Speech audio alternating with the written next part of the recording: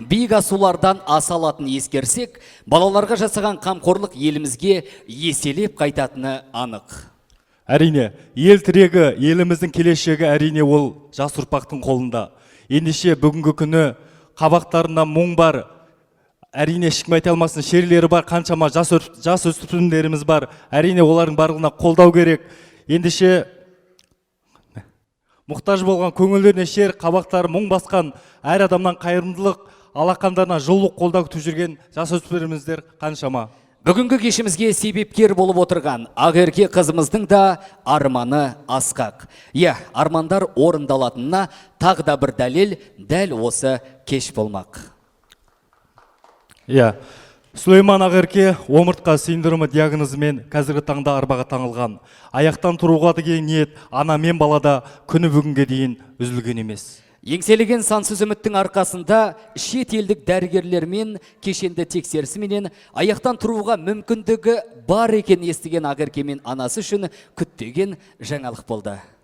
Әрине, ана мен бала үшін сан жылғы үзілмеген үміт жаңғандай болды. Шет елдегі отағыны 15 миллион теңге құрайтынын жалғыз басты ана үшін оңай емес екені анық. Түрлі жол іздеген ана бүгінгі күні жаны жомарт, жүрегі ізгі жандардың арқасында бар жоғы жарты жылда жинастырды.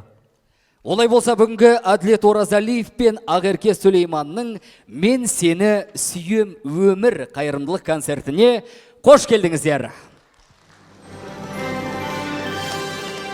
Әрине, ендеше бүгінгі кештің салтанатты ашылуын осы Қарасай ауданы әкімшілігінің өкілдеріне ұсынғалы отырмыз.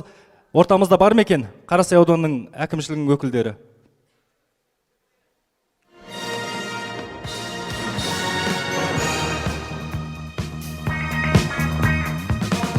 Жақсы, ендеше алдағы уақытта келеді деген сенімдеміз.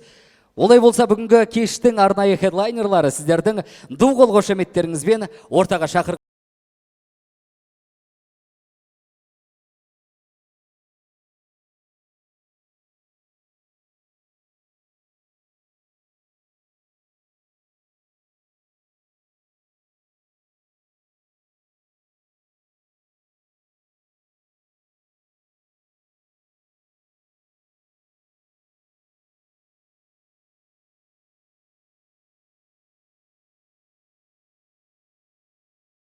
Біздің қайырымдылық концертке ал біз бастаймыз.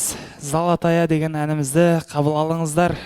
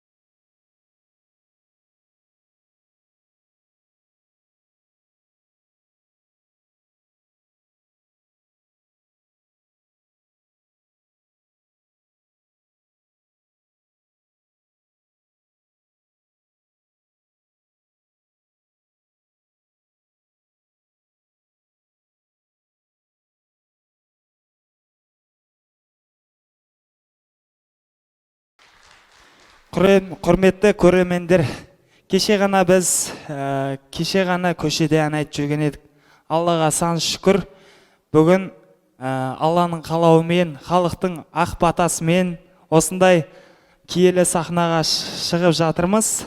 Тәй-тәй басып, бұлардың бәрі бір Алла, екінші сіздердің арқаларыңыз. Көптен көп рахмет. Қазір орындалатын ән, қазір желіде болып атқан махаббаттардың бірі. Желдегі махаббат. Қабыл алыңыздар.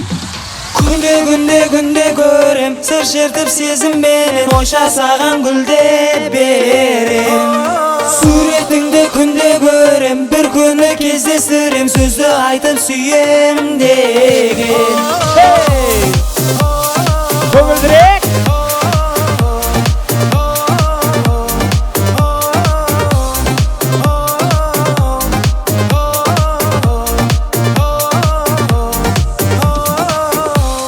Көзім сеніммен, түнді көзім сеніммен, телефонға телміріп ажырамай желіден. Келбетіңнен көз алмай, жүрегіммен басам лайк, сол жүректің лүпілі сезіміңді ашардай.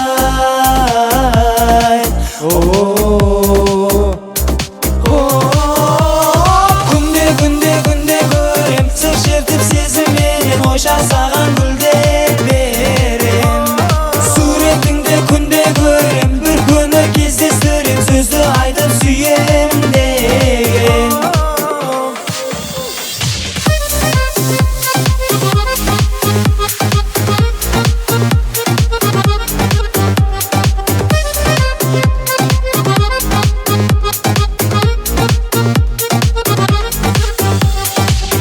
Адасам да жолымнан, қапшатсам да соңымнан, тек әйтеуір өзіңді түсірмеймін қолымнан.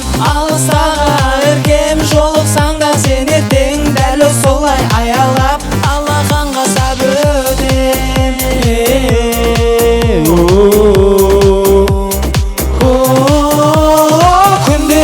Күнде көрем, сыр шертіп сезімменен, ойша саған гүлдеп берем.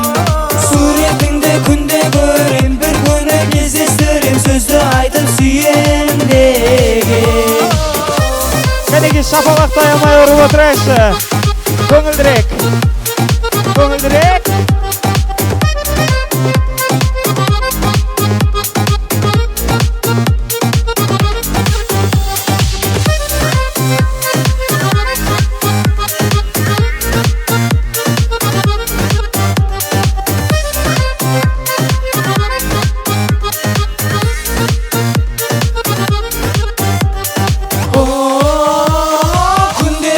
Күнде көрем, сыр шертіп сезімменен, ойша саған гүлдеп берем. Суретіңді күнде көрем, бір күні кездестірем, сөзді айтып сүйем деген. Күнде көрем, сыр шертіп сезімменен, ойша саған гүлдеп берем. Суретіңді күнде көрем, бір күні кездестірем, сөзді айтып сүйем деген.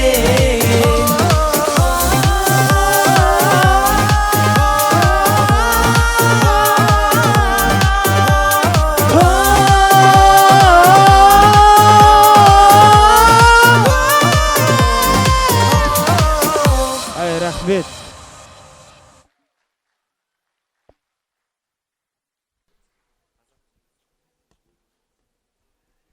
Ай бәрекелді, алдарыңыздан салған әділет бағыламызға құрмет қошеметтеріңіз болсын. Ендеше жаңағы бүгінгі кештің салтанатты ашылуын осындай әділетпен Ақеркен тамаша әннен бастадық. Енді ары қарай бұл концертімізді осы Қарасай ауданының әкіміне құрмет сөз ұсынғалы отырмыз. Қанеке әкімді ортаға шақырсақ. Әкімшілік екен, кешірім өтінемін. Қол қошеметтеріңіз дәл осындай мүмкіндік беріп отырған Қарасай ауданы әкімшілігі. Келіңіз, мархабат, бір әдемі бір ізгі тілек ниеттеріңіз білдірсеңіздер. Ал қайырлы күн, құрметті өнер сүйер қауым, жанашыр қауым. Бүгін міне осындай қайырымдылық концертке Алла разы болсын сіздерге, әр қайсыңыздарға осы қымбат уақыттарыңызды бөліп Ақеркенің концертіне келіп отырсыздар. Ақеркеге тек творчестволық табыс тілейміз. дені сау болсын, армандары орындалсын. Өте сұлу қыз, өнерлі қыз. Барша Қарасай ауданы, барша осы облыс ол қызы бәрі таниды, өнерін бағалайды. Сондықтан тек бар жақсылықты тілейміз. Әрдайым біз Қарасай аудандық мәдениет үйі болсын, мәдениет бөлімі, әкімдік болсын, әрқашан осындай бастамаларды қолдаймыз. Көп рахмет. Көп рахмет. Және мүмкіндігі шектеулі жандарға ерекше назар аударып, көптеген мүмкіндіктер тудырып, Сүлейман Ақеркенің еміне арналған қайырымдылық кешке қолдау көрсеткен үшін Қарасай аудандық әкімдігіне жастар жалыны республикандық қоғамдық бірлестік атынан алғыс білдіреді, және де алғысқа табыстауға сізге рұқсат етіңіз. Құтты болсын. Молодец, красавчик. Бәрекелді, жалғастырайық. Әрине, қайырымды бола білу екінің бірін қолына келе білмейтін құбылыстардың бірі. Жаңа алдымызда ән салған Әділет Оразалиев қайырымды жомарт жандардың бірі десек те қалтайтпағандық болармыз. Расында Әділет Оразалиевтің өнерге келуінің өзі көптеген адамға бір мотивация десек те болады, бір қанаттандырады. Дәл осы бауырымыздың қазіргі таңда жеткен жетістіктері орасан зор. Дәл осылай халықтың алдына шығып, үлкендердің батасын алып, халықтың қошеметіне бөленіп жүрген ұлдарыңыз деп білерсіздер. Әрине, осы Ақеркенің емі үшін өзінің ағалық қамқорлығын білдіріп, осындай қыстың қақаған аязында базарда бірге ән салып, осындай Ақеркенің еміне деген қаражатқа орасан зор бір үлес қосқан жандардың бірі және бірегейі. Менің ойымша қазіргі таңда мына Әділетті бүгінгі күннің батыры десек артық айтпағанымыз емес. Ақеркенің басты армандарының бірі үлкен сахнада жеке кешін беру екені. Әділет Оразалиев қарындасының тағы бір арманын орындады, жеке ән кешін өткізіп беріп отыр. Олай болса, ду қол қошеметпен бүгінгі кештің басты себепкерлері Ақерке мен анасын ортаға шақырғымыз келіп отыр. Келіңіздер, Ақерке мен анасы.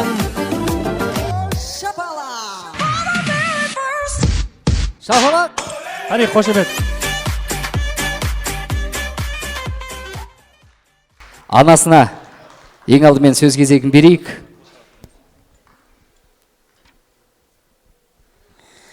Құрметті көпшілік, мінекей Аллаға шүкір, бүгін мінекей сіздерменен жүздесуді Алла нәсіп етіпті. Осы қыздың арманы, осы қыздың тілегі, мінекей 17 жыл коляскада отырып, жасқа толмай белінен операция жасап, мінекей после операциядан кейін оң қолын көтере алмай, белін ұстай алмай қалып еді мінекей. Соны 17 жылдан кейін Турцияның врачтары ашып отыр.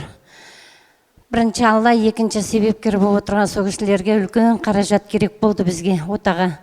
Сол отаны қалай жинаймын, қалай осыны қайсем табамын деп жылап еңіреп депрессияға түскен кезімде бірінші Алла, екінші себепкер болып отырған осы өлең айтып отырған бала. Біз ең болмаса квотамен болса да кете берейік енді деп өзіміздің больницаның главный врачы Дархан Ариповичқа барып ұсыныс жасадым. Ең болмаса Турцияға квота жасатуға маған көмектесіңіз деп. Сол кісінің айтуымен бүткіл документтерін жинап жүрген кезде, КТ-ға барып түсіп келе жатқан кезде осы Әділет баланы кездестіріп қалдық. Өлең айтып тұр екен. Ол желіде мыналар пайдаланбаса, біз ондайларды көп қарай бермейміз ғой. Тиктогына лайк басып, сөйтіп өлеңдерін тыңдап жүрген екен. Біз такси тоқтатып тұрған кезде келіп қалды. Өлең айтып тұр екен, күшті өлең айтып тұр екен. Мама, барайықшы қасына дейді. Қойшы балам, қасында адамдар көп қой. Анашым, барайықшы, өтініш деді. Күшті өлең айтып жатыр деді. Сонан кейін жарайды, барсақ барайық балам, жүр деп, үйден ешқайда шығып жатқан жоқ қой деп қасына алып барып едім. Әділеттің көңілі түсті ма, коляскада отырғаннан кейін келіп қасына, ол баланың Әділет екенін де мен білмеймін. Бетінен сүйіп, қарындасым, атың кім деді. Ақерке деді. Өлең айтасың ба деді. Айтам деді. Қандай өлең айтасың? Маған бәрібір деді. Содан бір уақытта, енді мен мына телефоннан музыкасын шығаруым керек қой, сен қандай өлең айтатынын білмеймін ғой. Аға, қазағым айды жіберіңіз деді. Соныменен сол қазағым айменен танылып отырған қыздарыңыз Ақерке осы. Кішкентай кезінен бастап өлең айтып жүрген.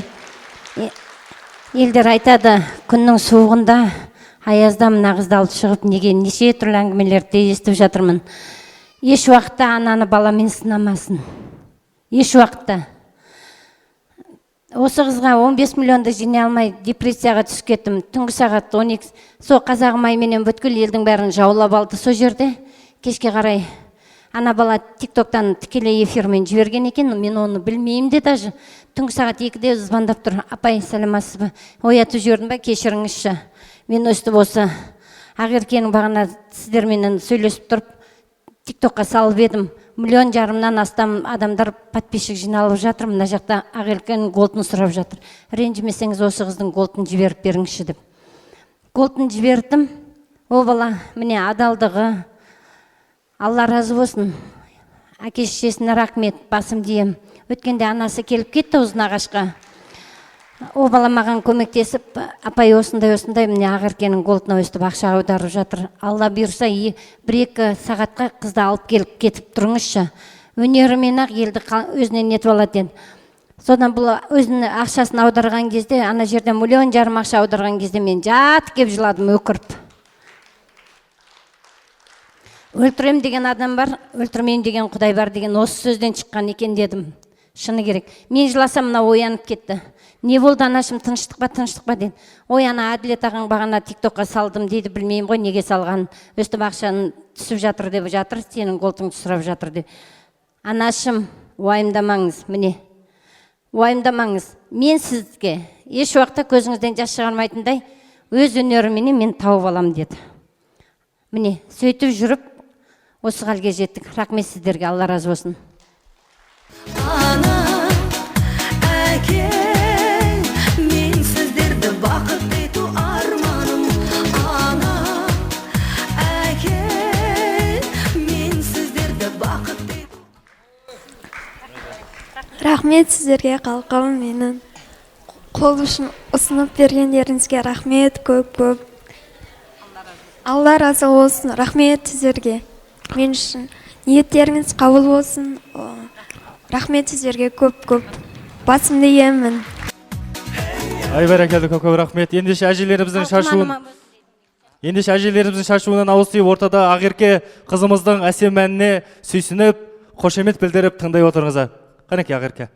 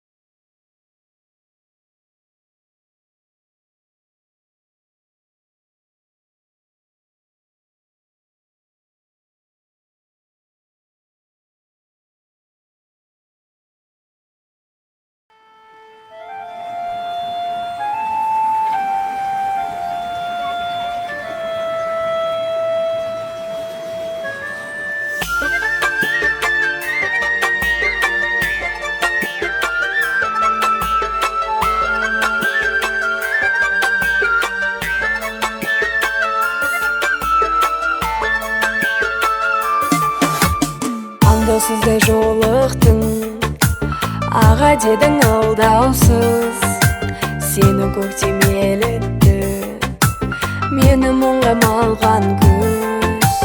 Күзгі бақта тұр еді, жалғыз жапырақ құламай, сол ғой менің жүрегім, сені сүйген сұрамай.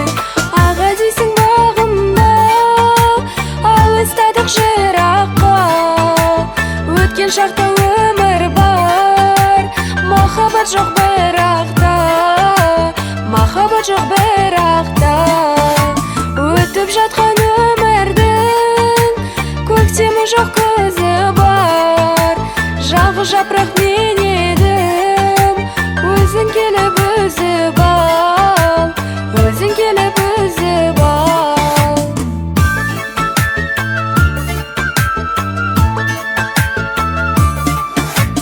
Қарындастап мен дебеу, қиыламын әйтеуір, жүрегімде гүлдеген жалғыз сөзі қайтемін. Сен еліктің лағындай, сен сәбидің жүзіндей, жеткізбейсің сағымдай, үмітімді үзілмей. Аға дейсің бағымда, алыстадық жыраққа, өткен шақта өмір бар, махаббат жоқ бірақта, махаббат жоқ бірақта. Өтіп жатқан өмірдің көктемі жоқ күзі бар, жалғыз жапырақ мен едім, өзің келіп үзіп ал, өзің келіп үзіп ал.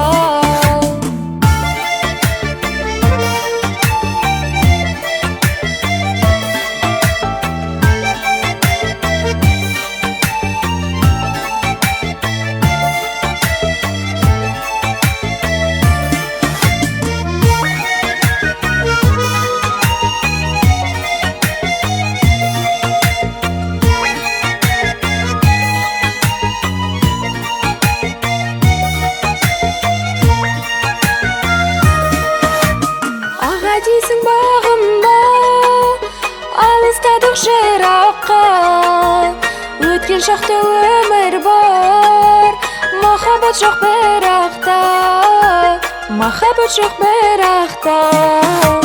Өтіп жатқан өмірдің көктемі жоқ күзі бар, жалғыз жапырақ мен едім, өзің келіп үзіп ал, өзің келіп үзіп ал. Өтіп жатқан өмірдің көктемі жоқ күзі бар. Бәрекелді, Ақеркеге қошеметтеріңіз болсын. Ендеше келесі кезекте ортаға керемет өнер иесі Азат Абилтаевты қабыл алыңыздар. Ассалаумағалейкум. Құрметті өнерсүйер қауым, баршаңыз қош келдіңіздер. Ақерке қарындасымыздың стоп. Ақерке қарындасымыздың өнерін сыйлап, қолдап келіп отырған баршаңызға көптен көп рахмет. Өздеріңіздің нұрлы мүбәрәк жүздеріңізді көргеніме қуаныштымын, және де бүгінгі қасиетті жұма баршаңызға мүбәрәк болсын дейміз. Аллах тағала жасаған істеріңізді сауаптан жассын. Біздің енді өздеріңіз білесіздер, кішкентай кезден, бала кезден алдарыңызда еркелеп өстік. Көз алдарыңызда біздің бала кезіміз куә. Танып отырған шығарсыздар, Сәт деген 3 бала кезінде. Қайсы әнмен таныл, білесіздер ма? Бір қайырмасын бірге айтып көрейікші. Қайтер едік өмірге келмегенде, көнеміз ғой қайтеміз көнбегенде, төземіз ғой қайтеміз төзбегенде, көлден тамшы бұйырмас шөлдегенде. Арға бірге айтамыз ба? Ақиқақы Мұхалим Ағатаевтың сөзіне жазылған Садық Қынатов ағамыздың әні біздің Сәт тобының төлі құжаты көнеміз ғой деген әнді қабылдаңыздар. Сіздермен бірге Азат Абилтаев, Сәт тобының екінші әншісі. Сөзін білсек баршамыз қосылып отырайық. Ал кет.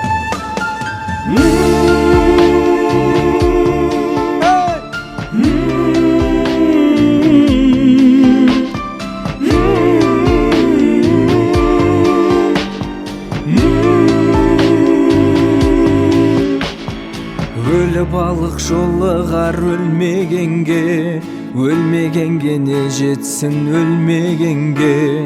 Өмір деген осындай жаным менің, қайтер едік өмірге келмегенде. Қайтер едік өмірге келмегенде, көнеміз ғой қайтеміз көнбегенде.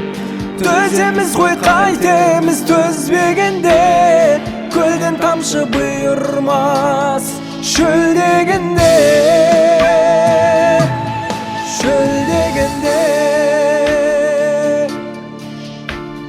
Не де болса тәуекел тең көреміз, әкел бер қайғыны тең бөлеміз.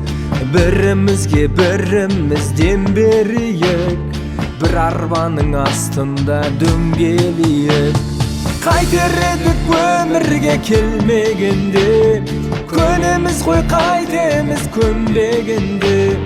Төземіз ғой қайтеміз төзбегенде, көлден тамшы бұйырмас шөлдегенде, шөлдегенде.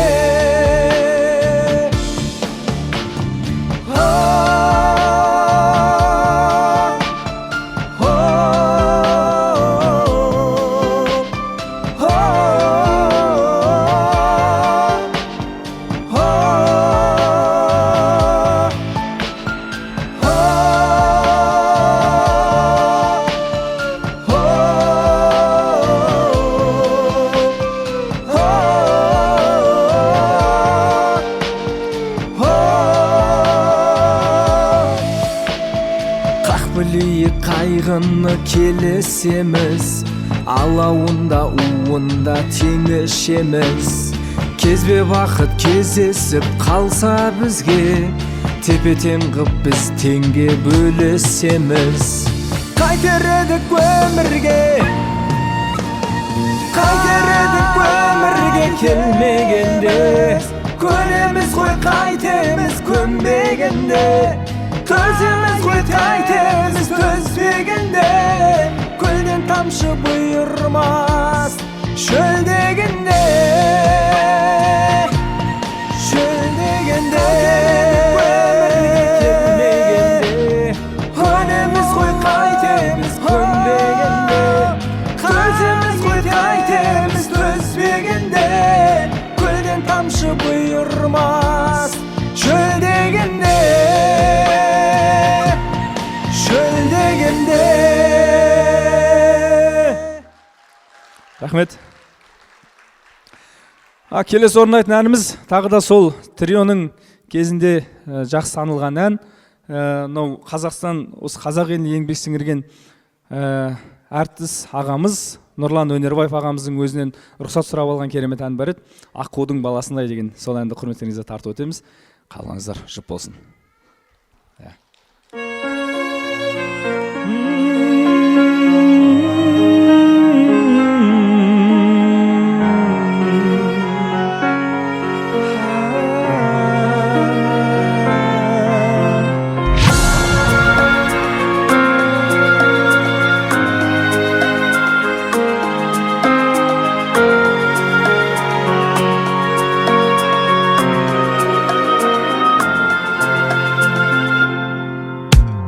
Торғандай торғынымай, хорланның қорғызындай, кешігіп кезіктірген тағдырдың қорлығынай. Торғыным тор құлындай, оңаша ой мұңымай, өзіңмен бірге жүрер бермедай жолды Құдай. Аққудың баласындай, көзімнің қарасындай, тосылып көргенім жоқ, тотым-ау дәл осылай. Аққудың баласындай, көзімнің қарасындай, тосылып көргенім жоқ, тотым-ау дәл осылай. Арамыз екеуіміздің ай мен күн арасындай, Ай батса күнім шығып, күн батса айым туып, ай мен күн бір-бірімен кездеспей қалатындай, қайтейін жан құрдасым, өмірдің заң осылай. Аққудың баласындай, көзімнің қарасындай, тосылып көргенім жоқ, тотым-ау дәл осылай. Аққудың баласындай, көзімнің қарасындай, тосылып көргенім жоқ, тотым-ау дәл осылай.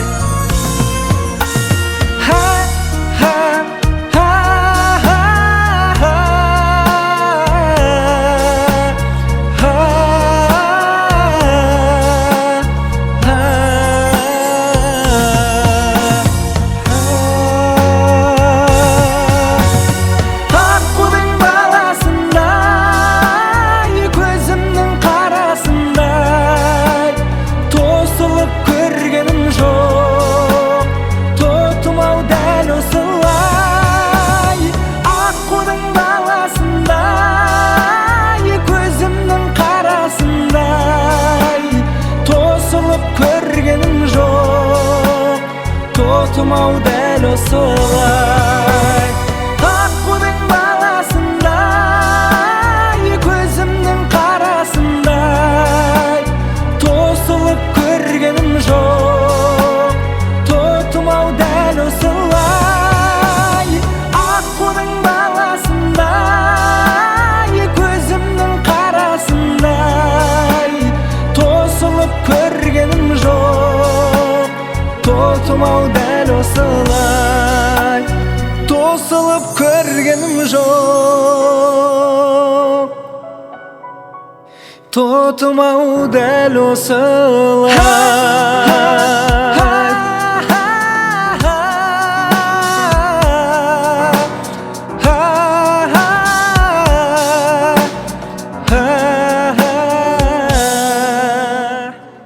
Рахмет. Ал енді келесі орындайтын әніміз, енді мен 3 әнге дейін лимит алып қойғанмын. Ергезек 3-ке дейін дейді. Кешіміз көңілді өтсін. Осы залда отырған барша аналарымыздың және сұлу қыздардың құрметіне сұлу қыз билеші дейді. Кеш көңілді болсын, кеттік.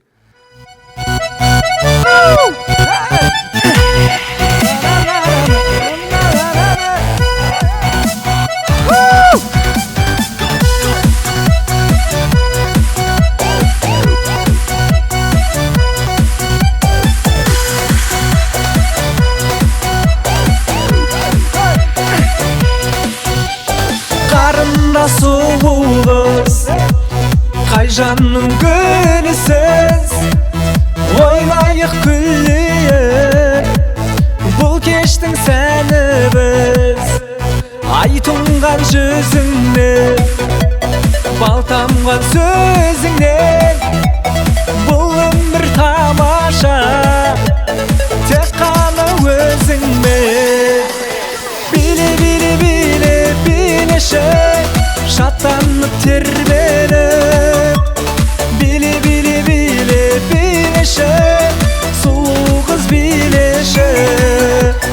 Биле, биле, биле, билеші, шаттанып тербеліп, биле, биле, биле, билеші, сұлу қыз билеші.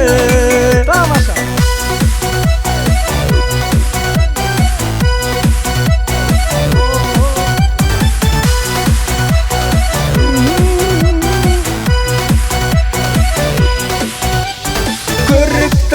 Ажарың жүректі жаулайды, сен ойлап көңілім биікке самғайды.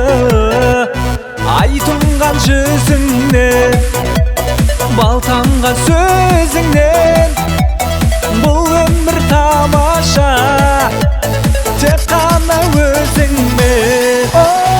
Биле, биле, биле, билеші, шаттанып тербеліп, биле, биле, биле, билеші,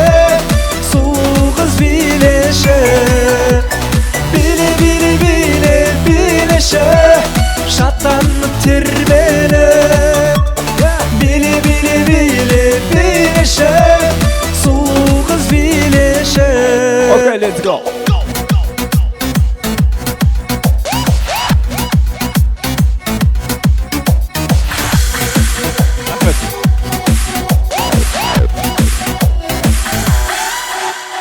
Bili bili bili bilişe şatlanıp terbenip Bili bili bili bilişe soğuk bilişe Bili bili bili bilişe şatlanıp terbenip Bili bili bili bilişe soğuk bilişe.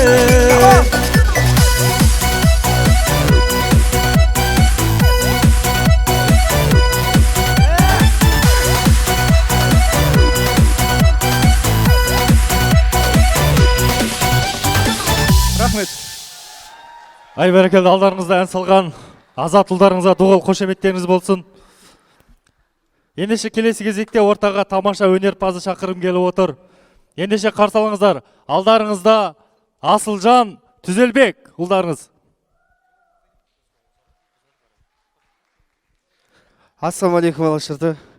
Кеш құтты болсын. Көңілдері отырайық қошеметтеп. Сіздер үшін бір керемет ән болсын. Қабылдаңыздар. Еркет отай деген әннен бастайық. Ал кет көңілдірек.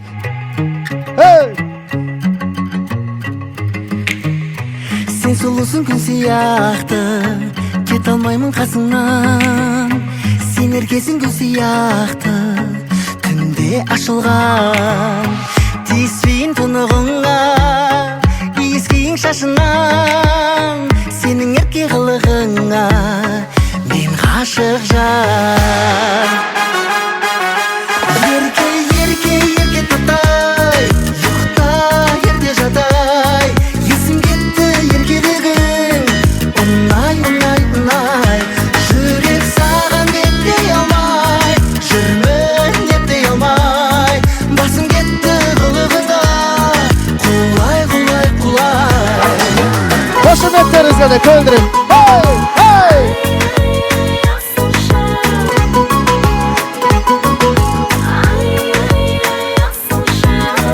Армандатып бір өзіңді, тәтті балды шөлдеттің. Қызуғанды мінезіңді, көркеметтің.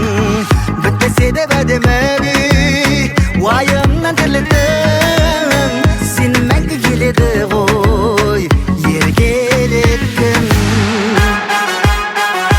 Ерке, ерке, ерке татай, ұйықта ерте жатай. Есім кетті еркелігің, ұнай, ұнай, ұнай. Жүрек саған беттей алмай, жүрмін еттей алмай. Басым кетті қылығыңа, құлай, құлай, құлай. Кеш құтты болсын.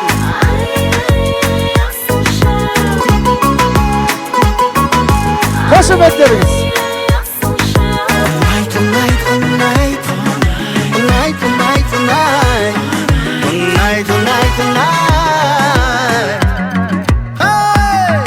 Tonight, tonight, tonight, tonight, tonight, tonight, tonight, tonight, tonight.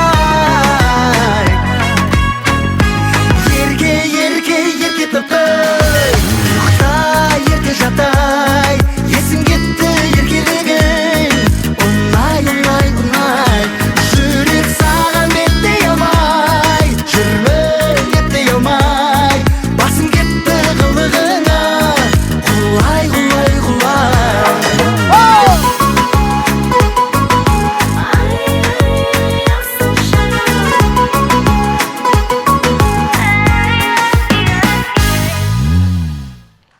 Ой, үлкен рахмет. Ассалаумағалейкум тағы да. Кеш құтты болсын. Бүгінгі кешке қош келдіңіздер. Нау немнеге тоңқайып бүйтіп жүр деген шығарсыздар. Мына жерден өлең айтып жатсам бір бәле мұжылып жатыр да. Сөйтсем конфеттер екен жатқан. Құдай өзі кешірсін, енді байқамай қалдық. Sen сұрап болмасын деп жинап қойдық енді. Әрмен қарай кеттік. Әні жарылқасын Дәулеттікі, сөз Еркебұлан Кенеқановтікі, биімнің аты Шалла деген керемет ән бар. Қабылдаңыздар. Ал кет. Орныңыздан тұрып билесек те болады. Мына орта деген ашық тұр ғой. Былай сахнаға қарай жақындап шығып билесеңіздер де болады. Кеш құтты болсын. Көңілірек қане. Хей!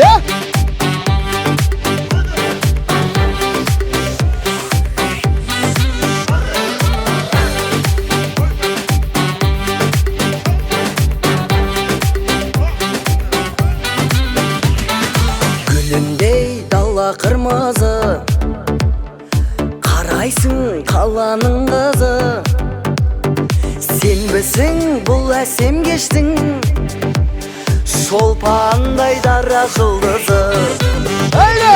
Қатырып билей алмаймын, шақырып сүйрей алмаймын.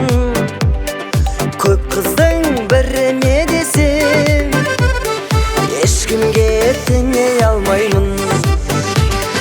Ауылдан келдім қалаға жаңа, биімді көрсең шалала-лала. Бөктерден үзген болама, билеуге сізбен болама. Биіммен менің қарама, биімнің аты шалала. Әжелерімізде қошемет болсын, әне көңілірек. Хей, хей, хей!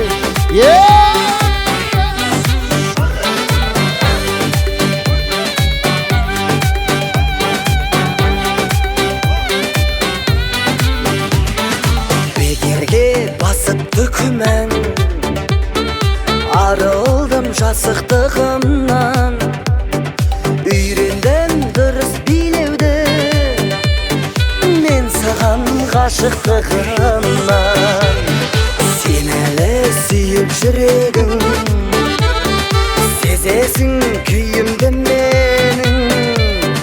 Бәрінен артық көресің, шалала биімді менің.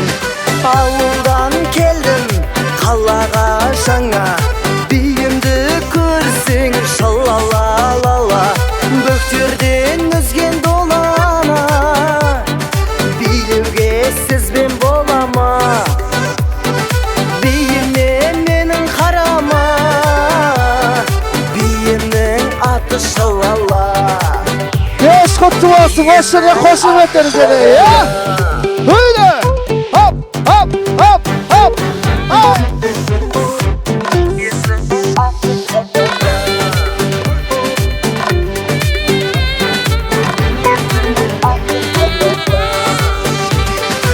Ауылдан келдім қалаға жаңа, биімді көрсең шалала-лала.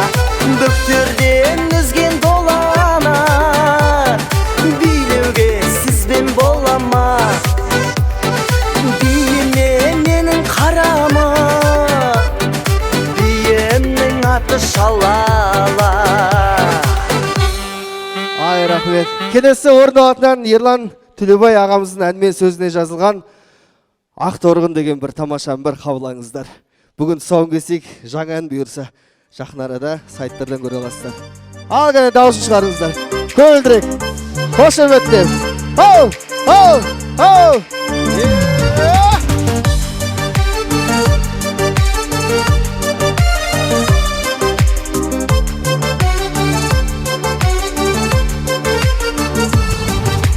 Ақ торғын қыз ақ маңдай, ақша жүзің ақ қардай. Ай қабақтан әдем-ау, арайлы таң атқандай. Ақ торғын қыз аппақ-аппақ, атыңды алдым жаттап-жаттап. Алар медім жарғылып, апам айттым мақтап-мақтап. Ақ торғын қыз, ақ торғын, ақ отауға бақ болғын.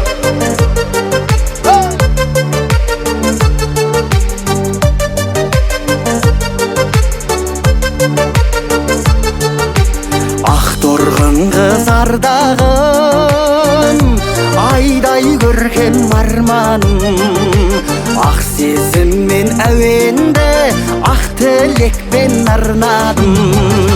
Ақ торғын қыз аппақ аппақ атыңды алдым жаттап алар медім жар қылып апам айттым мақтап ақ торғын қыз ақ торғын ақ отауға бақ болғын.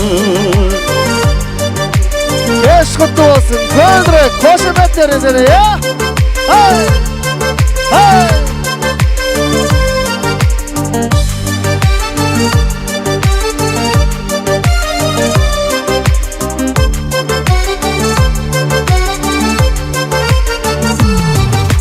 Ақ торғын қыз ақ таңым, жүзі нұрлы мақпалым, бірге жасым өзіңмен махаббаттың дастанын. Ақ торғын қыз аппақ алтынды алдым жаттап алар медім жар қылып апам айттым мақтап ақ торғын қыз ақ торғын ақ отауға бақ болғын. Ай көрікті аруға айлы түнде тап болдым. Ақ торғын қыз ақ торғын ақ отауға бақ болғын.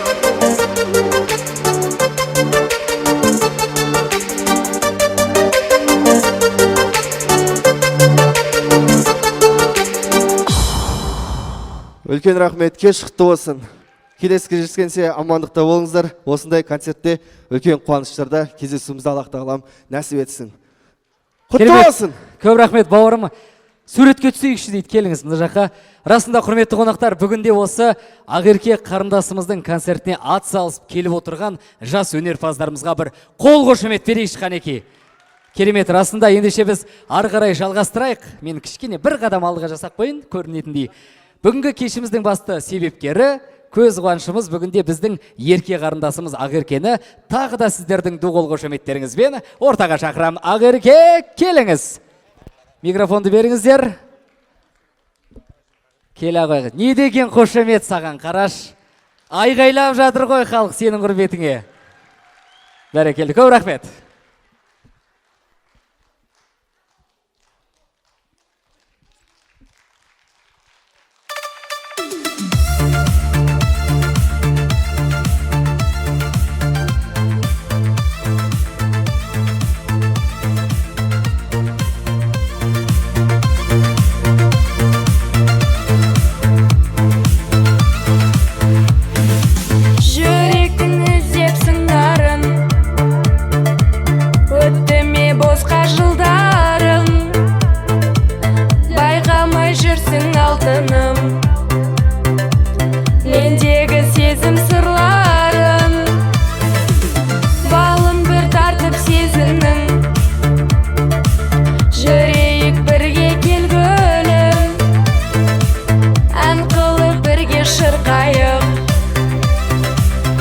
Жүректердің дүрсілін қиылғанда қасың сезіміме маспын, сақтап жүрем сені көз моншағындай.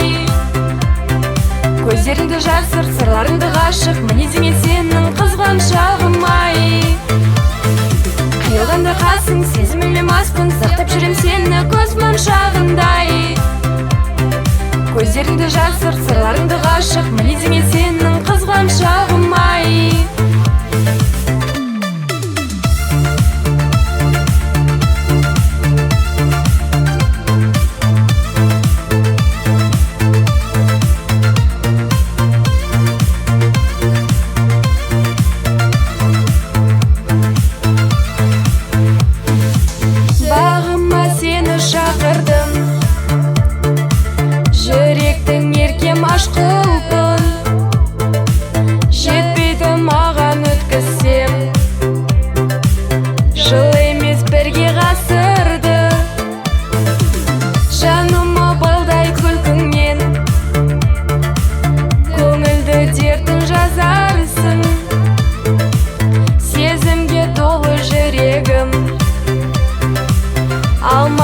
Ешкім мазасын қиылғанда қасың сезіміме маспын, сақтап жүрем сені көз моншағындай. Көздеріңді жасыр, сырларыңды ғашық мінезіңе сенің қызған шағым ай. Қиылғанда қасың сезіміме маспын, сақтап жүрем сені көз моншағындай. Көздеріңді жасық, сырларыңды ғашық мінезіңе сенің қызған шағым ай.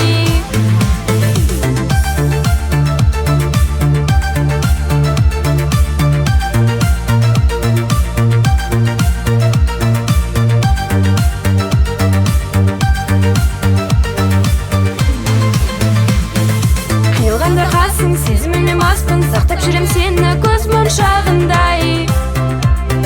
Көздеріңді жасыр, сырларыңды ғашық мінезіңе сенің қызған шағым ай.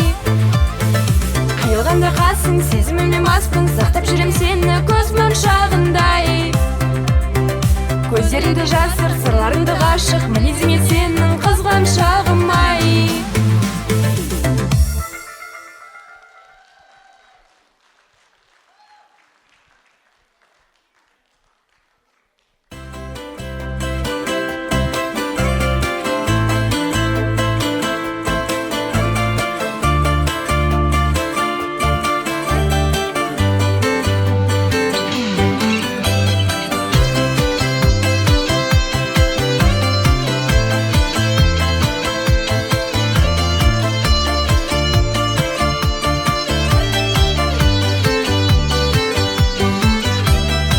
Егемен елмін, ерерім менен, еңбегім ерем, тарихым терең, таңым ғажап.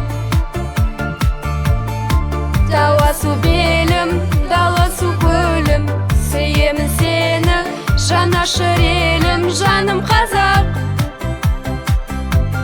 Бір-біріне қорған қалың қазақ, бәрің абыройлы, бәрі ғажап.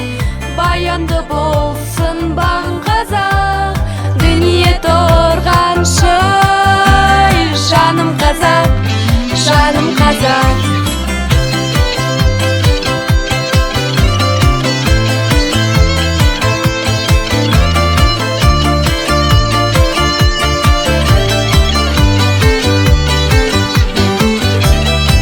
Мерген көзіммен, зергер тіліммен, ұлы даланың перзентімін мен, қаным қазақ.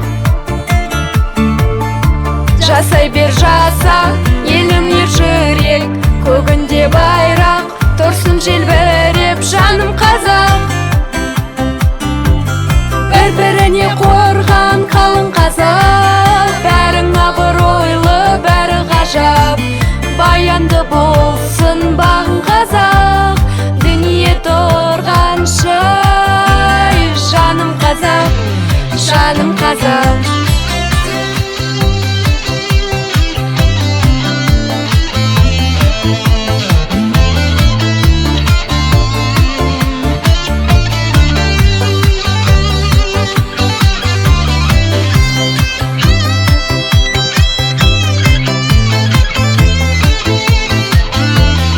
Сапалақ! Хей!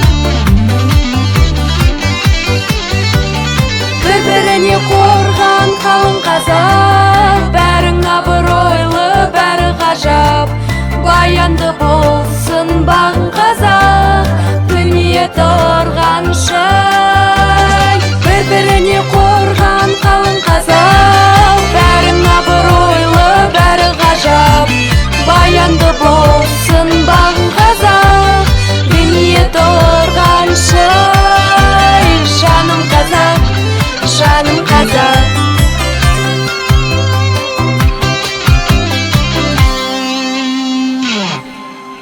Керемет, көп рахмет, Ақерке қыздарыңыз. Өзінің орындауымен және біз ары қарай жалғастырамыз. Жалпы жігер, білесің бе осы концертіміз басталғалы, алдында қатарда отырған әжелерді көрдің бе? Осы әжелерге қараймын да, менде бір өзімнің әжеме деген сағынышым басталды да. Мен негізі өзім әжемнің баласымын. Сен ше? Енді бәріміз ата әжеміздің баласымыз ғой. Ендеше, Мадияр, әжеңді сағынатын болсаң, енді әжеңе деген сағынышыңды бір басып алайық. Ендеше бағана әжелеріміздің шашуынан ауыз тидік, енді әжелеріміздің тамаша әніне сусындамаймыз ба? Қалай қарайсың? Жақсы, керемет. Ендеше қарсы алыңыздар, құрметті қонақтар.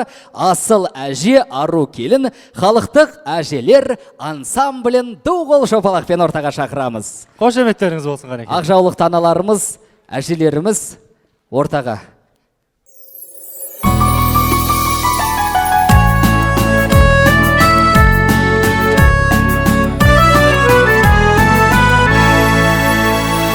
Алғаш сенен өмірін әрін алғаныма, алғаш сенде шарықтады арманым. Жүрсем далы сен кетпейсің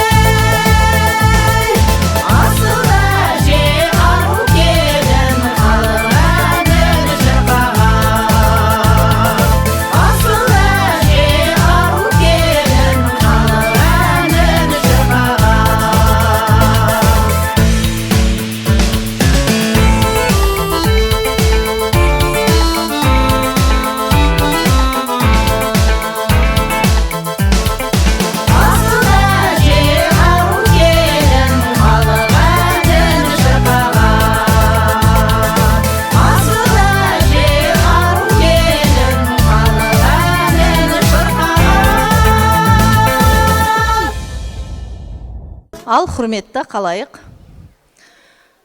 Алғыс хат.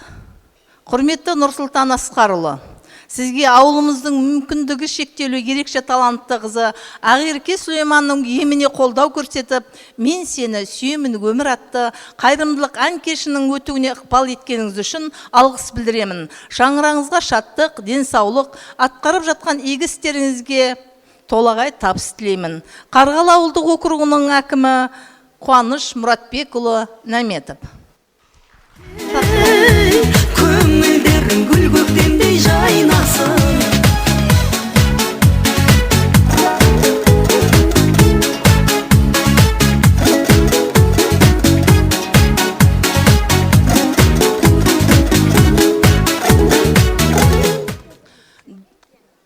Дәл осылай алғыс хатпен құрметті Болатжан Армангүл Болатжан қызын марапаттаймыз. Шапалақ!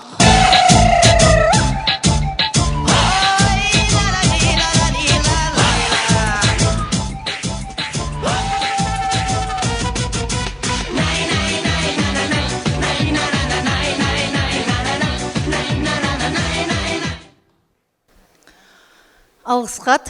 Құрметті Оразалиев Әділет Ғабитұлы, сізге ауылымыздың мүмкіндігі шектеулі ерекше талантты қызы Ақерке Сүлейманның еміне қолдау көрсетіп, мен сені сүйемін өмір атты қайырымдылық ән кешінің өтуіне қосқан үлестеріңіз үшін алғыс білдіремін. Шаңырағыңызға шаттық, денсаулық, атқарып жатқан игі істеріңізге толағай табыс тілеймін. Қарғалы ауылдық округының әкімі Қуаныш Мұратбекұлы Наметовтың атынан.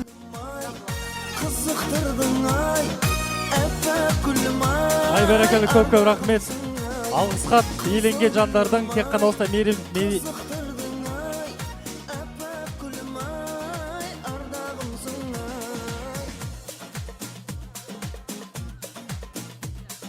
Бәрекелді, көп рахмет әжелер.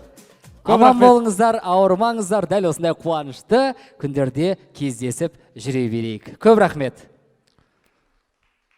Және де кішігірім осы бір хабарландыру айта кетсем, құрметті көрермендер, алдыда бір жәшік тұр, көрсеңіздер егерде. Сол бүгінгі Ақерке қарындасымыздың еміне азған-тайғансын үлестеріңіз қосам десеңіздер, осы жәшікке тастауларыңызға болады. Жақсы, ендеше тағы да бір марапатқа кезек берейік. Бүгінгі кеш өте ерекше кештердің бірі деп ойлаймын, себебі дәл осы кеш рухани бай көрермендер келіп отыр дәл осы кешке. Армандардың орындалып ақ түйенің қарны жарылған күні. Дәл қазір біздің кештің басты себепкерлері көзсіз ерлік пен ерік жігерлерінің арқасында бүкіл халыққа үлгі бола білген, бар қиындықтарды еңсерген жандарды тағы бір үлкен сый күтіп тұр екен. Ендеше құрметті тыңдарман, сіздердің рұқсаттарыңызбен құрметті қонақтар, Мұзбалақ мүгедектер қоғамдық бірлестігінің төрайымы және Жастар жалыны республикалық қоғамдық бірлестік орынбасары Болатжан Армангүл Болатжан қызын салтанатты түрде батыр ана жігерлі жас талант ордені марапатын сыйлық иегерлеріне табыстау үшін шақырамыз. Келіңіз. Қанеке, қошеметтеріңіз болсын. Келіңіз, және де Нұрсұлтан. Қайырлы күн барлықтарыңызға. Бүгінгі Ақеркені қолдап, әділетті қолдап келіп отқандарыңызға үлкен алғысымызды айтқымыз келеді. Жалпы осы концертке Ақеркенің еміне Қарасай ауданының, Алматы облысының өзінің қандай ұйымшыл екенін көрсеткендеріңіз үшін шексіз алғыс білдіреміз. Дәл осы жерде енді әділет пен Ақеркенің еңбегін бүкіл халық көріп отыр, әлеуметтік желіде қызу талқыға түсіп жатыр. Енді жалпы мен қазір өзіміздің осы республикалық қоғамдық бірлестіктің атынан осы куәлік мүмкіндігі шектеулі ерекше жас өнерпаздарға орасан зор үлесін қосқан үшін жас талант белгісімен Әділет Оразалиевті марапаттағым келеді. Арнайы жас талант төс белгісімен Әділет, ортаға келсеңіз.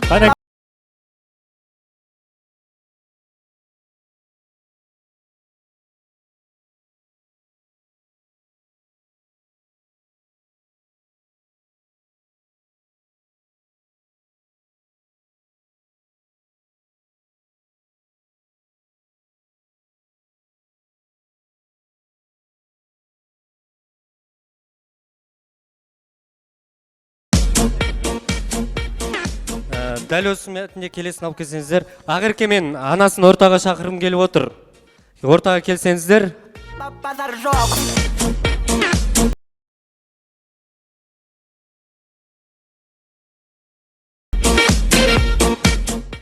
Жалпы Ақеркенің анасына өте қатты алғысымды айтқым келеді, ризашылығымды білдіргім келеді. Өз атымнан және де осы барлық халық көріп отыр. Екі бірдей мүмкіндігі шектеулі баланы тәрбиелеп, әкелерінің жоқтығын білдіртпеген, осылай шырылдап, қызының аяқтан тұрып кетуіне деме білдіріп жүрген батыр ана екені барлықтарыңызға аян. Сол себепті де Ақеркенің анасына дәл осы мәтінде көзсіз батырлығы үшін төсбелгімен марапаттағымыз келеді. Батыр ана төсбелгісімен.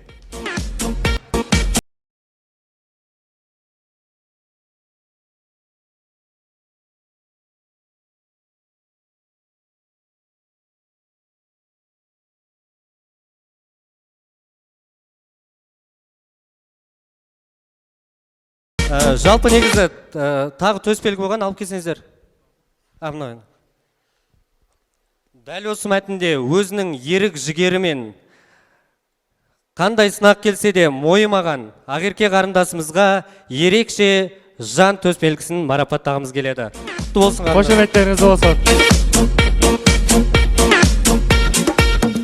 базар жоқ. Енді өзіміздің кішігірім марапаттарымыз бар. Осы бізге концертіміз басталғалы Ақеркеге үлкен демеу көрсеткен барлық демеушілерді шын жүректен құттықтап, алғыстарымызды білдіргіміз келіп отыр. Қаскелең мәдениет ұжымына мүмкіндігі шектеулі ерекше жасөспірімдерді қолдаумен қатар, жас өнерпаздарды қолдап, Ақерке Сүлейманның еміне арналған "Мен сені сүйем өмір қайырымдылық" ән кешіне қолдау көрсеткендеріңізге зор алғыс білдіреміз. Отбастарыңызға денсаулық, жұмыстарыңызға толағай табыс тілейміз. Мұзбалақ мүгедектер қоғамдық бірлестігінің атынан және Жастар жалыны республикалық қоғамдық бірлестігінің атынан алғыс хатымызды ұсынғымыз келеді. Қаскелең мәдениет ұжымы ортаға келсеңіздер.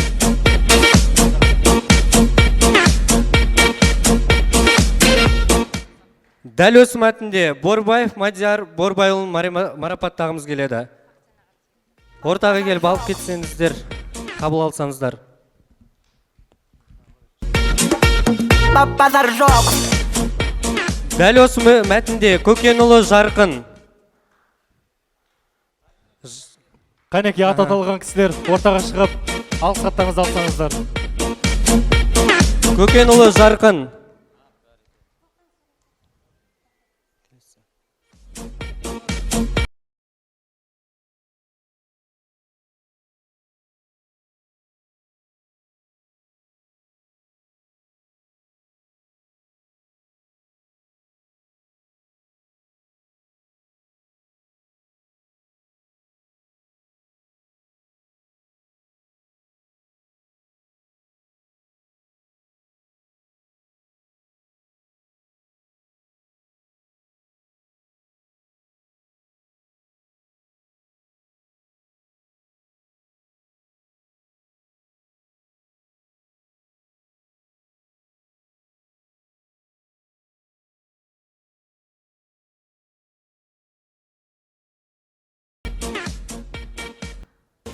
Қызыл гүлім ай, қызықтырдың ай, әппақ гүлім ай.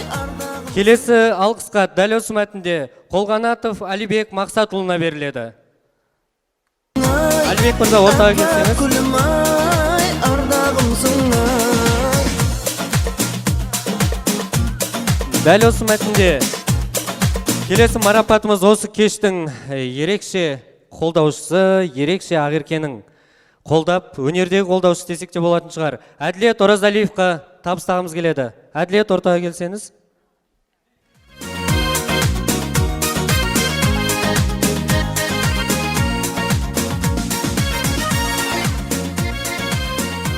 Келесі алғыс хат Мадияр Болатұлына беріледі. Осы кештің тізгінін жүргізіп отқан.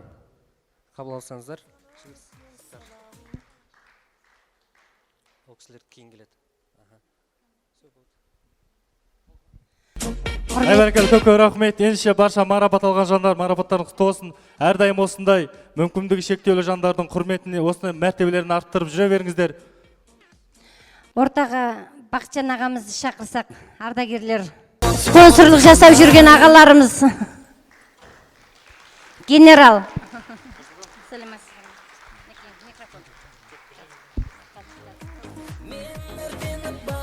Пробкадан кішкене кешігіп қалды, ренжімеңіздер, бұл кісілердің қазір нелері болып жатыр.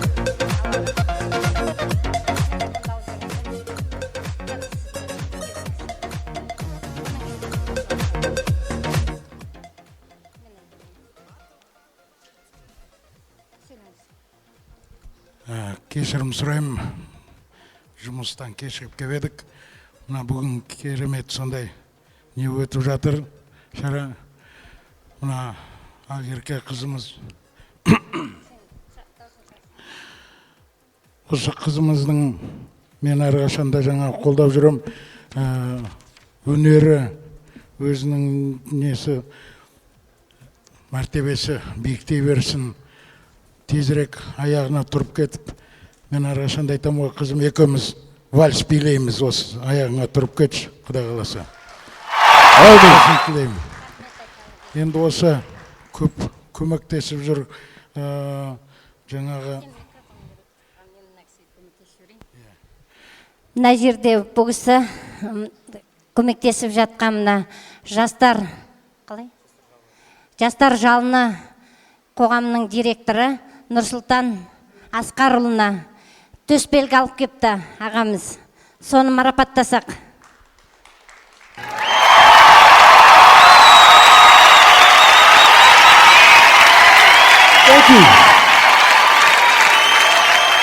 Қошамет. Осындай заманымызда жаңағы өзіңді аямай сонша жақсылық істеп жүрсің, көмек көрсетіп жүрсің. Нағыз Қазақстанның патриотысың. Саған Қазақстан патриот медаль марапаттауға. Даусын кішкене шығарыңдаршы микрофонның.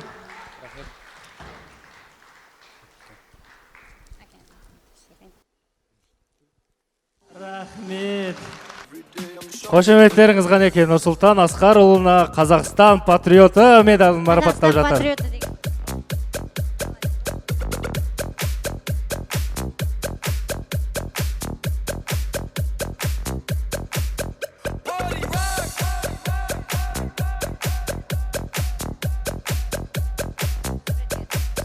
Суретке.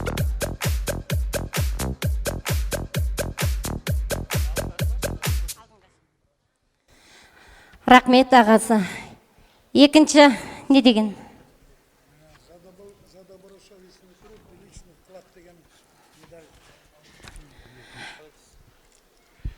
Қоғамның несі аты қалай еді? Кімді? За добросовестный труд. Мұзбала қоғам. За добросовестный труд и личный вклад. Жаңа талай көмек көрсетіп жүріп сондай неткеніне міне. Келесі марапат Мұзбалақ мүгедектер қоғамдық бірлестігінің төрайымына тура сондай медаль маға? Сондай төсбелгімен марапатталып жатыр. Рахмет, қошамет.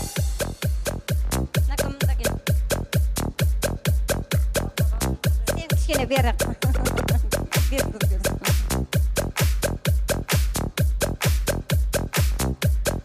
Рахмет, Алла разы болсын барлықтарыңызға. Қошамет көрсетіп жатыр мінекей. Ізгін ниеттеріңізге.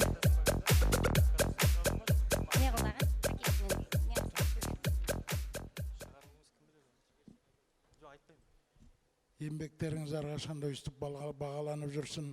Өзіңізде аяққа тұрып кетіп жаңа талай жетістіктерге жете беріңіздер. Рахмет осындай көмектесіп жүргендеріңізге мыңда бір. Әрине Мұзбалақ мүгедектер қоғам бірлестігіне де алғысымызды білдіреміз.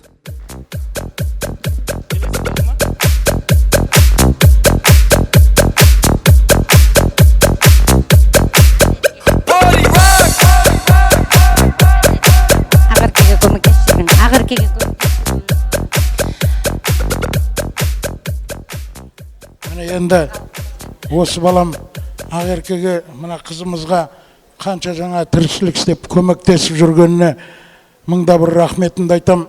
Біз ауған соғыс ардагерлерінің атынан осы баламызға за добросовестный труд деген медаль марапаттауға рұқсат етіңіздер. Алға қазақ жігіттері сенім артқан, жансың халық үміттері көк аспанда. Желбіресін көк байрағын жаса мәңгі қазағымның жігіттері. Қазақ деген атымызды, біздің намысымызды арқашанда өстіп көтеріп жүрген нәсіп етсін. Рахмет саған бауырым. Сіздерге де осындай жаңа талай тіршілік істеп жүрсіңдер. Біз соғысты көргенбіз. Талай неге жеттік. Бірақ мына қазіргі осындай заманда сіздер бәрі адамдар өз тіршілігімен қиын заманда, бірақ сіздер өз неңізді бөліп мынандай тіршілікте жүргендеріңізге мың алғыс. Рахмет сіздерге. Әрқашанда еңбектеріңіз жана берсін, бастарыңызға бақтарыңыз қонып, денсаулықтарыңыз мықты болсын. Көп жасаңыздар. Рахмет аға, өзіңізде көп рахмет, өзіңізде аман болыңыз. Әрдайым осындай сахнаның төрінде, осындай ұлағатты ұрпақты марапаттап жүруді сізге нәсіп етсін. Ендеше келесі кезекте ортада ары қарай концертімізді жалғастырсақ, алдарыңызда ән салатын Әділет бауырымыз.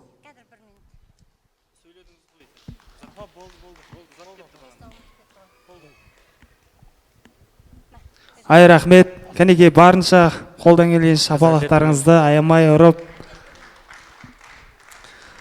Дәл осы мәтінде қолдау көрсеткен үшін Борбаев Мадияр Борбайұлын марапаттағымыз келеді. Біздің атымыздан кішігірім алғыс хатты қабыл алыңыз.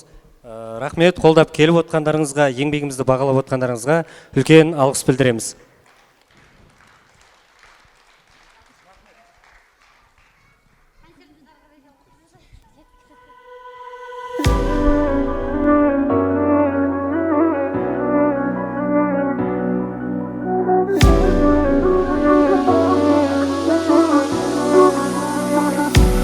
Сен маған ұнайсың, мен үшін күн айсың, шуақ төгетін күнде, жарық шашатын түнде. Сен маған ұнайсың, сұлу ханшайымдайсың, бата бердім мен көзіңе, байландым бір өзіңе. Сен маған ұнайсың, мен үшін күн айсың, шуақ төгетін күнде, жарық шашатын түнде. Сен маған ұнайсың, сұлу ханшайымдайсың, бата бердім мен көзіңе, байландым бір өзіңе, өзіңе.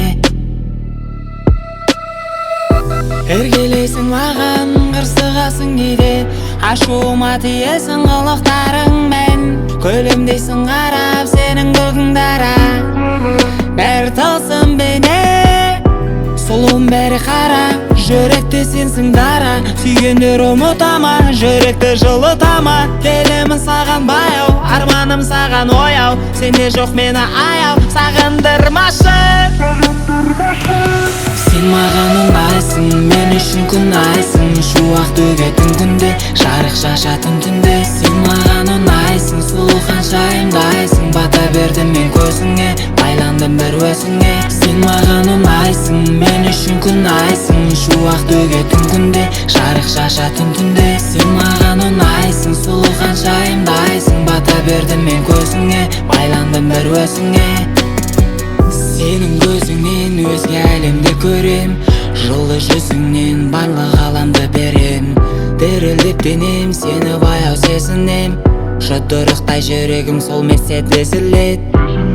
Жаңғырып іштегі махаббат, болдым бізді ғарышқа апарат. Ақырын қолымнан ұстат, өзім аспанға қалықтап барам. Сен маған ұнайсың, мен үшін күн айсың, шуақ төгетін күнде, жарық шашатын түнде. Сен маған ұнайсың, сұлу ханшайымдайсың, бата бердім мен көзіңе, байландым бір өзіңе. Сен маған ұнайсың, мен үшін күн айсың, шуақ төгетін күнде, жарық шашатын түнде. Сен маған ұнайсың, сұлу ханшайымдайсың, бата бердім мен көзіңе, байландым бір өзіңе.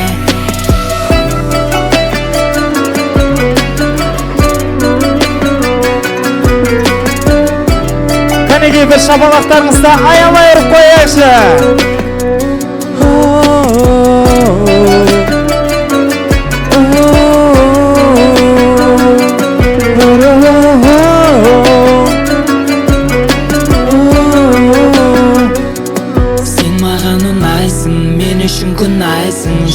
төгетін күнде, жарық шашатын түнде. Сен маған ұнайсың, сұлу ханшайымдайсың. Бата бердім мен көзіңе, байландым бір өзіңе. Сен маған ұнайсың, мен үшін күн айсың. Шуақ төгетін күнде, жарық шашатын түнде. Сен маған ұнайсың, сұлу ханшайымдайсың. Бата бердім мен көзіңе, байландым бір өзіңе.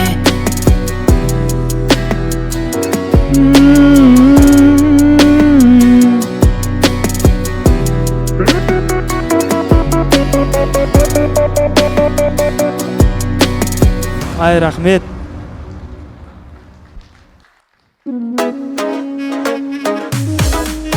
Келесі орталығынан үйленбеген жігіттердің құрметіне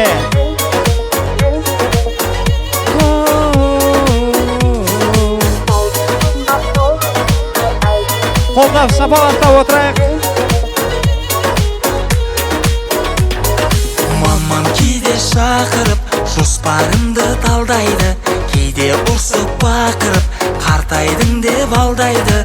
Келін күтіп жүргенін жүрегіммен сеземін. Жетер ойнап көлгенің үйленбесе беземін. Ой мама қойыңшы, әлі үйленгім келмейді. Сұлу қыздар көп болса да табам қайдан сен дейді. Ой мама қойыңшы, әлі үйленгім келмейді.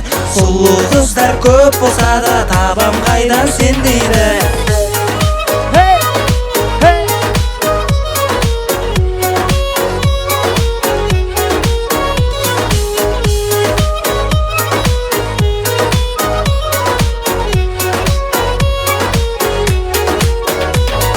Кейде телефонымнан фото көреді ақтарып, кешігем деп жолымнан қашан үйден ақталып, үйленуге шақ қалып, деймін сабыр қылыңыз, сәл жүрейін шаттанып.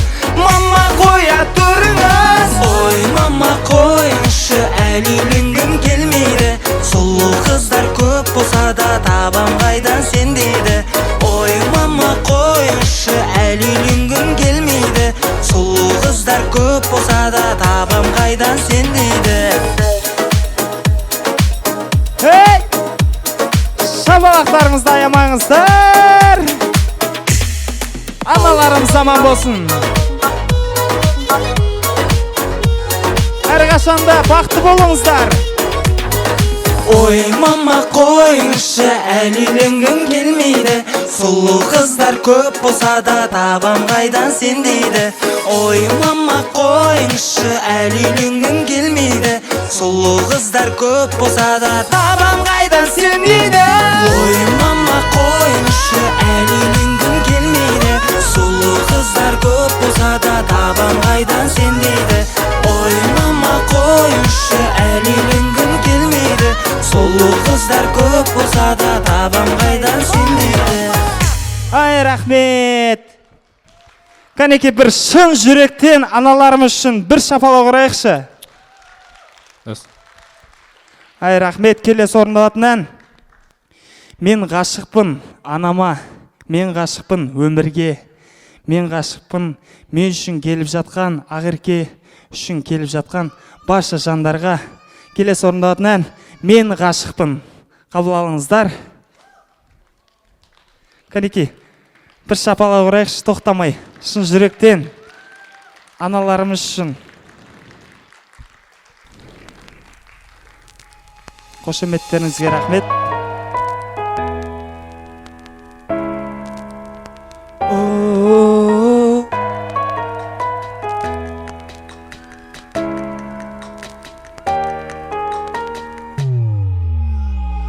Махаббат мұзыз келмеді, ғашықтық дертінен деген. Жүрегім сені қалап, өзегімді менің өрдеді. Жаныма жылу сыйладың, сен ешкімге қимадым. Бағыма сені балап, келеді бақыт сыйлағым, сыйлағым. Жарық бердің сен менің күндеріме, нұрланып қалам сен жалғыз күлгеніңде. Бақыт құсым қайда барып қонасың, мен сені күтіп жүрмін жер бетінде. мен ғашықпын сенің мөлдір көздеріңе, айдай сұлу күнде дарлы келбетіңе.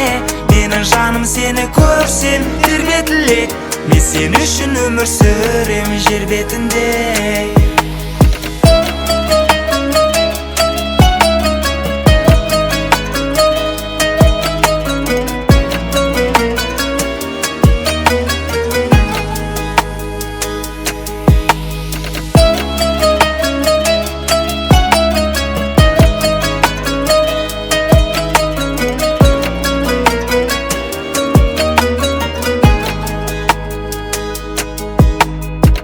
Махаббаттың біл бағасын, бастайық күндер жаңасын.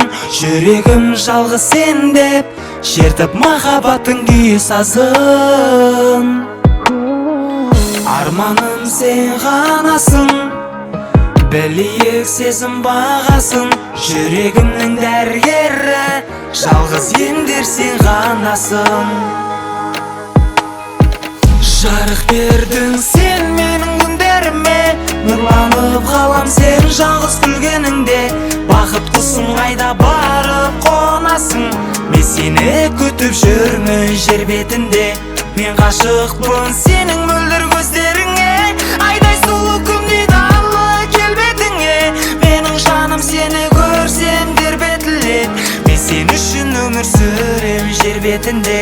Жаныма жылу сыйлағын сен ешкімге мен қимадым, бағыма сені балап келеді бақытты сыйлағым. Ай, рахмет.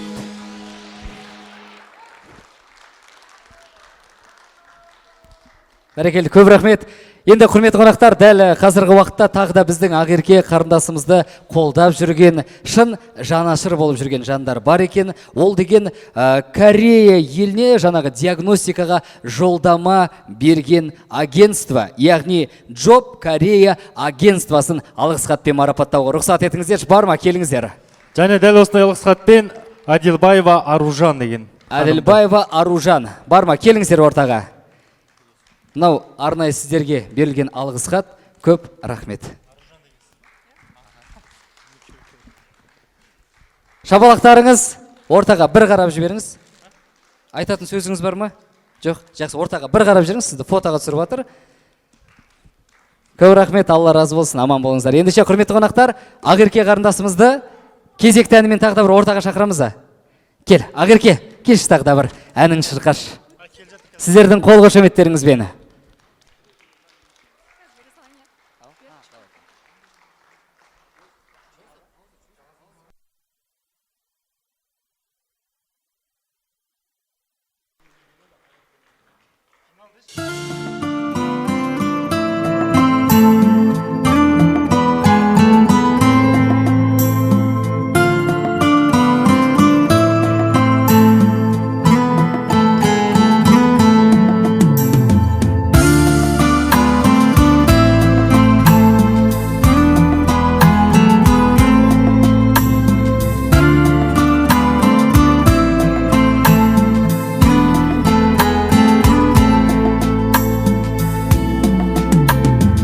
Әкешім пана болған биік шыным, үйреткен мұны өмірдің барлық сырын.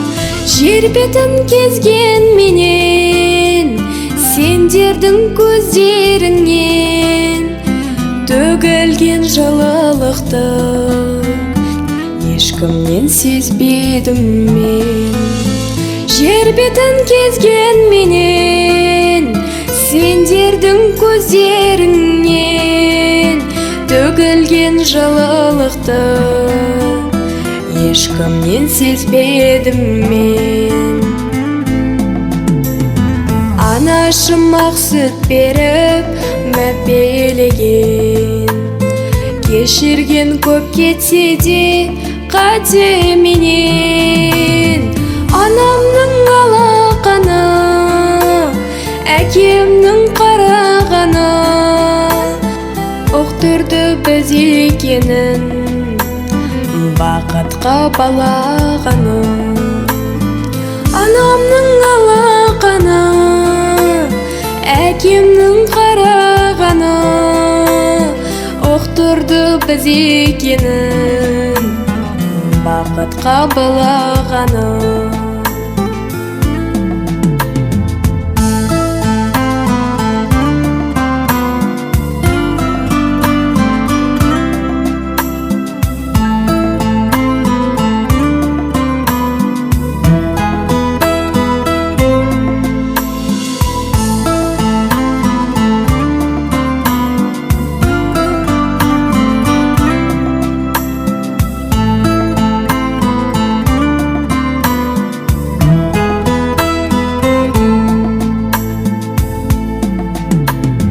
Сендердің арқаларың жүргеніміз, алаңсыз бұл өмірде күлгеніміз.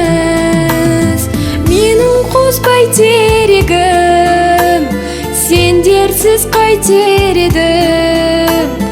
Әрқашан бірге болсақ, түгел ой бар керегім. Менің қоспай терегім, сендерсіз қайтер едім. Әрқашан бірге болсақ, түгел ой бар керегім. Менің қоспай терегім.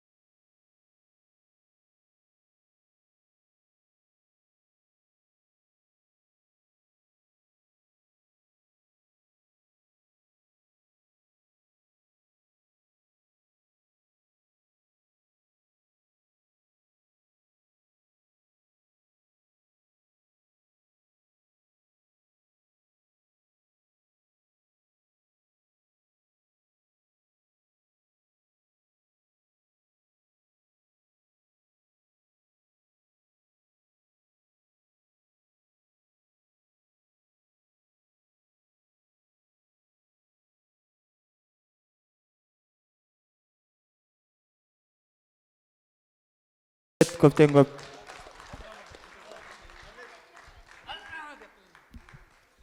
Бәрекелді, көп рахмет. Ендеше құрметті қонақтар, бүгін осымен бүгінгі концертіміз аяқталды. Жұмыстарыңыз жемісті, ойлаған ойларыңыз өрімді, басқан қадамдарыңыз қарқынды болып, бойларыңыздағы күш жігерлеріңіз жемісті күндерге жетелей берсін. Рахмет. Әрдайым әр күндеріңіз осындай концертке толы болсын. Тек қана қуанышта, шат шадыманда күн кешіңіздер. Біз сіздермен қоштаспаймыз. Келесі кездескенше дейміз. Ендеше тағы да бір айтып өтейін, Ақерке қарындасымыздың еміне арналған жәшік осы алдымызда тұр. Егерде қолдарыңыздан келгенше, мүмкіндігінше бар көңілдеріңізді, пейілдеріңізді білдірсеңіздер. Сіздермен қоштаспаймыз. Ел аман, жұрт тыныш болсын. Рахмет сіздерге, Алла разы болсын барлықтарыңызға. Мына берген 5-10 теңгелеріңіз өздеріңіздің тойларыңызда қайсын. Бізді сыйлап келгендеріңізге үлкен рахмет. Басым дейем, аналық батамды берем. Рахмет, Алла разы болсын барлықтарыңызға. Осыңызға дұға тілекте болсаңыздар екен. Құрметті көрермен, осымен Ақеркенің сборы осымен жабылды. 15 миллион қаражат жиналды. Енді Ақерке келесі айда өзінің операциясына жолға шығатын болады.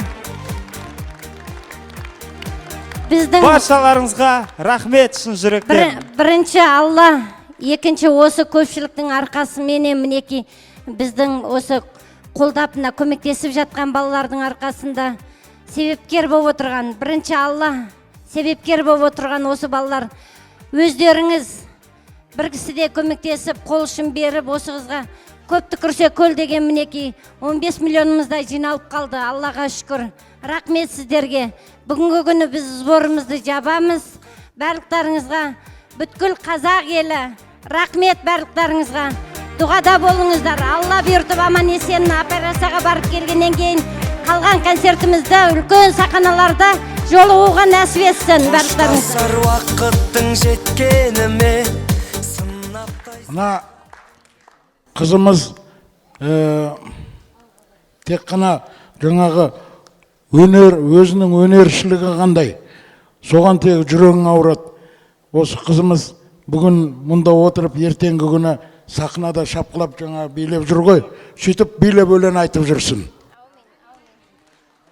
Жаным әншейін.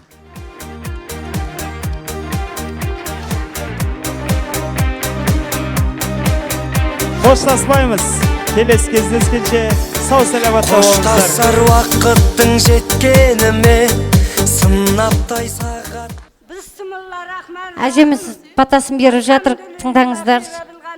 Екі балаға. Я Құдайым оңдасын, қыдыр бабам қолдасын. Басыңа бұлт қонбасын, өмір гүлің солмасын, төбеңе күн ұялап, тірлігіңді оңдасын. Қиындыққа қайыспа, бір жеңнен қол шығарып салуда елім бар күшін. Алладан тілек тіледім, қаны бір қазақ халқы үшін. Індеттен жең біздіңше іргемнен бақыт шарпысын. Бірлікте болып ел жұртым аман болсын тұрағың. Жаққан чамың жарық боп сөнбесін мәңгі шырағың. Ашық болсын күніміз, тыныш болсын түніміз. Жоғалмасын тіліміз, бұзылмасын діліміз. Сарқылмасын суымыз, желбіресін аспанда көк байрақты туымыз. Осы отырған бәріміз қазақ деген елденбіз, қасиетті жерденбіз. Қазақ елі қарыштап жақсылықтың төрінен шыға берсін үніміз. Уа қазағым, тірі болайық, ірі болайық, үлкен етті рухы биік 30 елдің бірі болайық. Шырақтарың жанып тұрсын, бұлақтарың ағып тұрсын.